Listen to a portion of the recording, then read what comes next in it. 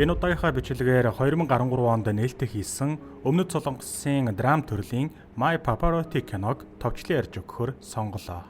Шасгийсэн жинхэнэ солонгос хоолны амтыг юунаагаас Солонгосын уламжлалт амтыг орчин үеийн хоол үйлдвэрлэл үйлчилгээний стандарттай хослуулан дээд зэрэглэлийн соёлтой үйлчилгээг юунаа үзүүлдэг. Мөн чанар стандартыг баримтлан дасралтгүй хөгжиж үйл ажиллагаагаа сайжруулан ажилласаар байна. Хайртай хүмүүсээ баярлуулах хамгийн амттай сонголт юунаа. Хайртай бүхэндээ жинхэнэ амтыг мэдрүүлээрэй. Та 77 Тэг 4 11 дугаарт заалгаад гэртээ хөргүүлээд аваарай. Хайртай бүхэндээ Юна ресторан. Санжийн багш нэлээд хуучны загвартай машинда дуурийн дуу сонсонгоо сургууль руугаа ажилдаа явж байгаагаар кино эхэлдэг. Тэрээр машины зогсоолд зогсохдоо нэгэн машиныг шүргэх ба дотроос нь танхаа бүлэглэлийн 3 гишүүн бууж ирэн Санжийн багштай нэлээд дээрлэхүү маягаар харьцсаар. Энэ үед машины араас Жанхо гэх бүлэглэлийн ах нь бууж ирээд багшийн машиныг нь мяалж өөрийнх нь машиныг гүйпэр түүний машинаас ч үнэтэй гэдгийг хэлээд нэрийн хуудсыг нь аваад явуул хэмээн дүү нартаа тушаадаг. Захирлын өрөөнд захирал шилжиж ирж байгаа сурагчийн дуулахыг сонсоод биеийнх нь шар ус босох шиг л болсон.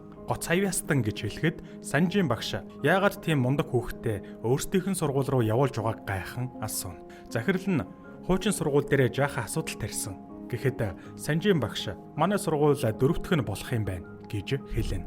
Энэ үед тэдний ярилцаж байгаа сурагч өрөөнд орж ирсэн нь сая гадаа томроод байсан Жанхо болж таарснаар тэд нэгэн рүүгээ гайхан ширтэн. Жанхо захиралтай мэдлээд дараа нь хөгжмийн багштайгаа мэдлэхэд Санжийн мэдлэлгүй түрүүний явдлыг сануулах мэт гэнэт хүзүүн өвдчихлөө хэмээн маягалдаг. Улмаар захирал Санжийн багшийг Жанхогийн хоолойг шалгаж үзэх санал тавина. Өрөөнөөс гараад явж байхад Жанхогийн утас дуугарч "За ахаа" гэж хариулаад Санжийн тандан "Багшаа, би дараа нь шалгуулъя да. Яаралтай зохицуулах ажил гарчихлаа. Явах хэрэгтэй байна." Гэхэд Санжийн түүнийг ийм бүдүүлэг байдлаар хэлэх биш.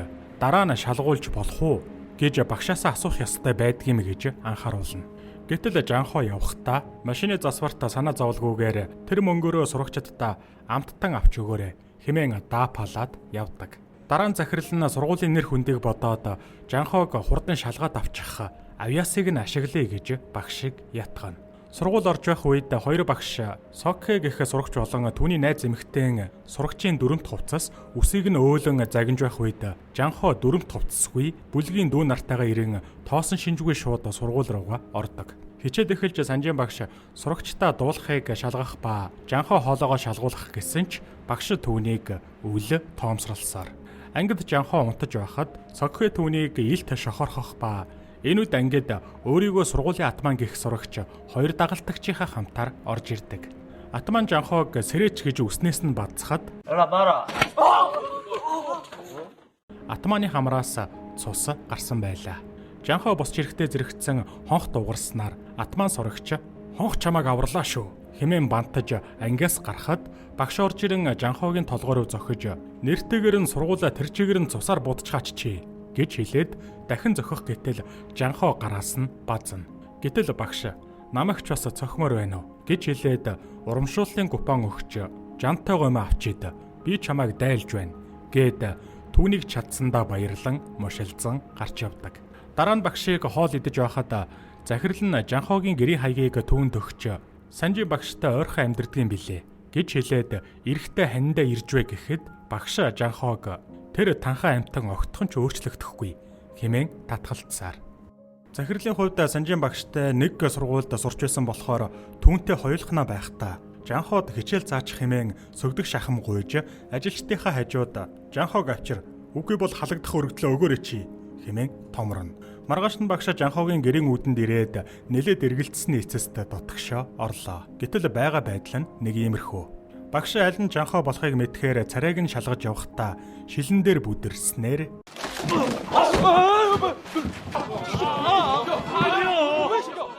бүлэглэлийнхэн түүнийг алуурчин явуулсан уу хэмээн асуухад багш буруугаар ойлгоод байгааг нь тайлбарлана. Энэ үед Жанхо өрөөнөөс гарч ирээд багшаагаа танихад Санжийн багш сургуульдаа явъя гэж хэлснээр тэд хамтдаа сургууль руугаа явцгаадаг. Хичээл дээр багш хүүхдүүдэд дуулуулан шалгаад тэднийг шүүмжилж сэтгэлд нь хүрэх хүн байсангүй. Ингээд Жанхо босоход багш түүнийг дахиад л шалгасангүй. Улмаар Жанхо өөрийг нь авчирчхаад дуулуулсангүй хэмээн гомдлоход Санжийн захирал гуйсан болохоор хэмээн хариулж гүжүүдэлсээр. Багш өөрийгөө хулиган дээрэмчийн хүнд классик дуу дуулахыг заахгүй гэж хэлэхэд Жанхо өөрийгөө зүгээр л хөгжилдөх гэж дуулах гээгүй. Бас классик дууг дуулдаг хүн нь тусдаа өөр хүн байдгийм үү? Чам шиг юм хөгийн новшоос юу сурах вэ дээ? Хэмээн уурандаа хэлдэг. Улмаар багш хүсснээ хий. Дуулдаг хулиган минь гэж хэлээд явна. Дараа нь Жанхо хичээлийн үеэр утсаар ярьж багшаагаа үл хүндэтгэх ба түүнд зохицуулах ёстой ажил гарчээ. Караокед согтуу залуу архинд ус холсон байна хэмээн гомдлож ажилчдад согтуурхаж байхад Жанхо орж ирдэг. Согтуу залуу үргэлжлүүлэн агсарсаар байлаа. Удалгүй Санжийн багшаад дуудлага ирснээр тэрээр цагдаагийн газарт ирдэг. Мөрдөгч, өдөр нь сурагч, шөнө нь хулиган юм бидтэй. Одоо цагт бүгд л урлагийн хүн болж дээ. Хэмээн даапалаад энэ удаад тавьж явуулахыг зөвшөөрөв. Гарч ирээд багш Жанхоод та нар шиг юмнуудад ахлах сургуулийн төгсөх гэрчлэгээ хэрэг болдог болчихсон юм уу? Хэмээн асуухад Жанхо тийм зорилгоор биш. Зүгээр л өөрийгөө дуулах дуртай гээд багшийг нэг ч удаа сонсоогүй бидтэй гэж хариулна. Ингээд багш Жанхоог гэртээ авчирч түүний хоолойг сонсохоор шийдлээ. Жанхо нэлээд хүнд дуу сонгоход багш түүнийг чадах дуугаал сонгох хэмээн шоолон инээн. Улмаар Жанхо чадна гэснээр багш шоолсон хэвээр төгөлдөр хуураа тоглож тэрээр дуулж эхэллээ. Гинэт багшийн царай хувьсхийн өөрчлөгдөж илүү чухал царай гаргана. Эцэст нь Жанхо дуугаа дуусгахад багш юу ч хэлэхгүй өрөөнөөс гараад явчихдаг. Харин Жанхо өөрийнхөө чадварыг харуулсандаа хөөрнө. Дараа нь Жанхо бүлэглэлийн ах Чансуутай уулзаж уухад тэрээр Жанхог хэрэгт орооцолдолгүй асуудлыг аль болох хэлбраар шийдэж сургуулаасаа гарахгүй байхыг хичээ гэж зөвлөдөг. Нэг өдөр Санжийн багш захирал нь Жанхог дууны тэмцээнд өөрт нь хэлэлгүйгээр бүртгүүлснийг мэдээд өөртөө ч зөвлөлдөлгүй шийдвэр гаргалаа хэмээн захиралдаа уурлана. Гэтэл захирал тэгвэл тэмцээнд бэлдэх хэрэгтэй штэ гээд мөн маргааш их сургуулийнхнаараа уулзахаар болсон гэдгийг хэлдэг. Их сургуулийн уулзалтан дээр Италид амьдардаг нэлээд нэр хүндтэй яваа төгсөгч нь өөрийнхөө амжилтын талаар бардамнан томорсоор. Санжийн багшийн хувьд түүнээс илүү амжилтанд хүрэх байсан ч өвчний улмаас карьераа орхиж дунд сургуулийн багш болсон байж. Гэтэл нэр хүндтэй яваа төгсөгч Санжиныг Сөүлийн од байсан хүн хэний ч мэдэхгүй хөдөөний сургуулийн багш болтлоо унчихч гэжтэй. Хэмээн даапалснаар Санжийн багш түүнийг мөнгөөр нэр хүнд олж авсан хэмээн уурлаад явдаг. Шөнө нь багш сургууль дээр байхад Жанхо хичээнгүү гэгчнэ ганцаараа дууга бэлдэж байв. Энэ үед түүний утас дуугарч Жанхог том ах нь хайгаад байна гэснээр тэрээр одоо очлоо хэмээн утсаа салгана.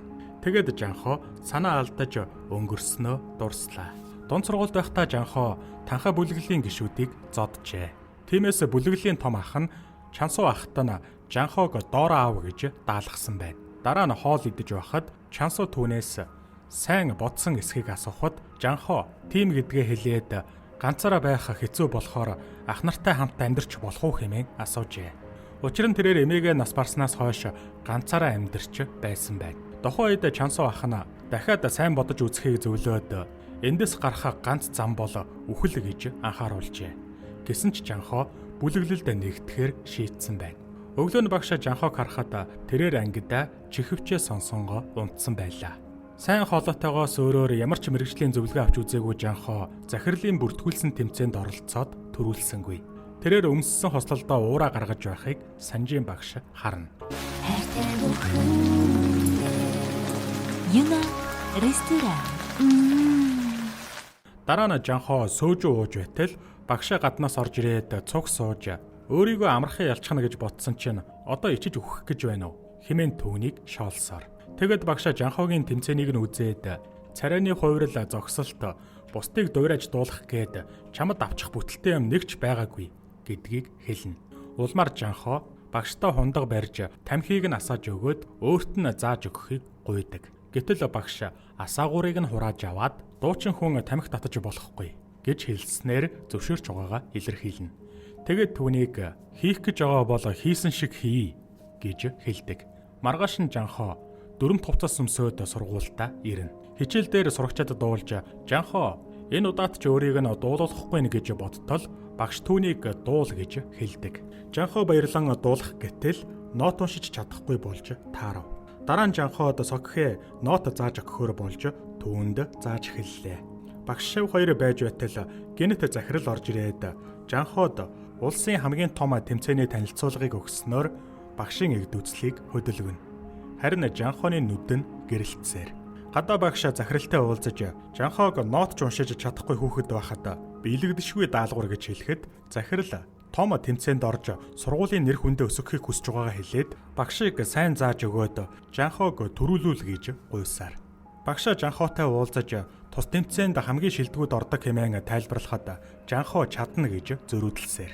Багш ямар дуу дуулахыг нь асуухад Жанхоо Нээсүн дормаа гэж хэлэхэд багш тэр дууг дуулахад их өндөр си өнгөөр дуулах хэрэгтэй болно гэж хэлэх ба Жанхоо заавал тэр дууг дуулна гэж зөрүүдлэнэ. Жанхоо багада эмээтэйгээ амьдардаг байхад түүний дуулахыг сонссон хүмүүс их авьяастай гэж магтаж эмээ ч их бахархдаг байж. Тэгээд нэг тэмцээнд оролцож CD тоглуулагчаар шагнуулснаас хойш опера гэх зүйлд дурлаж эхэлсэн байна. Түүний сонссон дуу нь Нээсүн дормаа. Хожим нь эмээ нас барахад зурагтаар мөн Паваротти гэх хүн нас барахад түүний төлөө Нээсүн дурмааг бас тоглуулж байжээ. Тэр үед л Жанхоо энэ хүн шиг болж хамгийн том тайзан дээр Нээсүн дормааг дуулна гэж өөртөө амласнаа багштай ярьдаг. Ингээд маргаашаас нь эхлээд Жанхоог бэлдэж зөвлөж загнаж байгаа болон Жанхоо маш идэвхтэйгээр суралцаж Соккеттэй цагийг зугаатай өнгөрүүлж байгаа үйл явдлууд хөврөнө. Санжины гэрт эхнэр хүүхэд нь төгөлдөр хууран дээр ая тоглож байтал Жанхоо энэ дууг мэднэ. Аз жаргал бэлгэлэгч гэдэг дуу штэ гэж хэлдэг. Гэтэл эхнэр нь их дээр үеийн дуу шүү дээ гэхэд хүүн манай аавын хамгийн дуртай дуу гэж хэлнэ. Одоо багш Жанхоо хоёр их дотн болжээ. Тэдний хөзөр тоглож байхад Жанхоод бүлэглэлээс нь дуудлага ирэх ба тэрээр авсангүй. Дараа нь том ах өөрийнх нь дуудлагыг авсангүй хэмээн Жанхоог зодно. Тэгээд ахлах сургуулаа төгсөх гээд харж үзэж байгаа. Бүгдийг үгүй хийж чадна хэмээн том ах нь сөрдүүлдэг. Дараа нь Чансуу ах нь түүнд тамхи өгөхөд Жанхоо дуулах гээд тамхинаас гарсан гэдгээ хэлнэ. Маргааш нь багш Жанхоод өөрийн Итали хослолыг бэлгэлэхэд түүнд яг таардаг. Гэтэл Жанхоо гараа өргөтөл гэнэт хавирга нь өвдөх ба үүнийг анзаарсан багш хавиргыг нь хараад бэртсэн байгааг нь мэддэг. Оройн багш нэлээд бодол болон суусны эцэст Жанхоогийн том ахтай нь уулзаж Жанхоог тавьж явуулаач гэж гуйна. Улмаар том ах нэг л дургүй байсан тул багш Жанхоог түүнд өртөө бол баг чамаагүй, цуулаад чамаагүй төлөе гэж хэлдэг.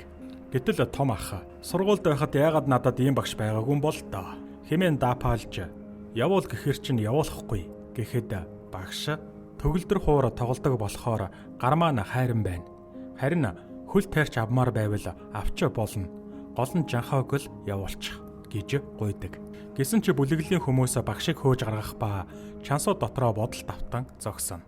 Маргааш нь багш Жанхоо хоёр байхад ахаас нь дуудлага ирэх ба багш хулиган хүмүүс гэж ямар хөгийн дор дамтад байдаг талаар хэлж ууралсаар. Улмаар Жанхооч бас уурлаж өөрийг нь юу тулж амьдрсныг мэдэхгүй. Сургууль багш гээд хинч тоохгүй байхад хүлээж авсан хүмүүс бол ах нар гэж хэлдэг. Гэтэл багш үнэхээр дуулмаар байгаа бол зөгцөөл. Яаж ч хослол өмсөж дуулаад тэмцээнд төрүүлсэн хүмүүс чамайг хулиган гэдгээр чинь л харна гэж ууралснаар Жанхоо цомол авчих юм бол болох юм биш үү гэж хариулна. Энэ үг нь багшийг нь бүр чихээр уурлуулж цомоор яах юм эхлээд хүн бол хэмээн уурлаж Жанхоог зогсноор тэрээр боллоо би ямар чамд өртөө юу гэд уурлаад гарч явдаг. Том ах Чансууд нөгөө бүлэглэл рүү Жанхоогийн хамтаараа дайр гэсэн тушаал өгнө. Дараа нь Чансуу Жанхоотой уулзаж өөрийгөө ямар ч мөрөөдөл байхгүй гэдгийг хэлж хэрвээ Жанхоо шиг авьяастай бол ингэж амьдрахгүй гэж хэлдэг. Гэтэл Жанхоо сургуулаа хаяад ажилдаа илүү анхаарна гэдгээ хэлэхэд Чансуу багш чинь том ахтай уулзаж чамайг л тавьж явуулах юм бол хөлөөч өгч чадна гэж хэлсэн. Клубт ирлгүй хичээлдээ анхаар гэж зөвлөдөг. Ингээд Чансуу залуусаа дагуулад Жанхоод хэлэлгүйгээр нөгөө бүлэглэл рүүгээ дайрлаа. Бүлэглэлийн хооронд нүсэр зодон болж эцэст нь Чансуу хутгалуулна. Чансуу хүнд шарх авсан байхад Жанхоо хурч ирээн зодтолтож Чансуу ахыгаа аваад машиндаа суулган явдаг. Энэ үед цус алдаж буй Чансуу Жанхоод миний хэлснийг битгий мартаарай. Амьдрсан шиг амьдраарай. Над чиг амьдралаа дэми үрж болохгүй шүү гэж сүүлчийн захиасаа өгөөд нас бардаг. Чансуугийн оршуулах ёслол дээр багш хурч ирээд Жанхоод зутан авчирч өгөхөд тэрээр өөр шиг нь хулгайн сайн дуулах юм бол хүн шиг амьдарч чадах болов уу гэж асуув. Гэтэл багш анх Жанхоог дуулахыг сонсоод яагаад юу ч хэллэггүй гарч явсан бэ гэхээр атаархсан. Чиний дуу хоолой Бурхны өгсөн бэлэг гэж хэлдэг. Тиймээс түүнийг өөртөө итгэжл чадах юм бол дэлхийн хэмжээний дуучин болж чадна гэлээ. Багшийнхаа үгийг сонсоод Жанхоо анх удаа л ийм үг сонсож байна. Өмнө нь хинч надад ийм үг хэлж байгаагүй гэж хэлэн уйлснаар багш шав хоёр тэврэлдэн. Ингээд Жанхоо шийдвэр гаргаж том ахтай хэлэхэд том ах нь уурлаж түүнийг зодсоор.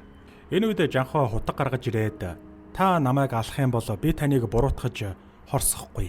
Харин амьд үлдээж энэ амьдралаараа амьдрах гэх юм бол би таныг насан туршдаа үзэн ядах болно гэж хэлдэг.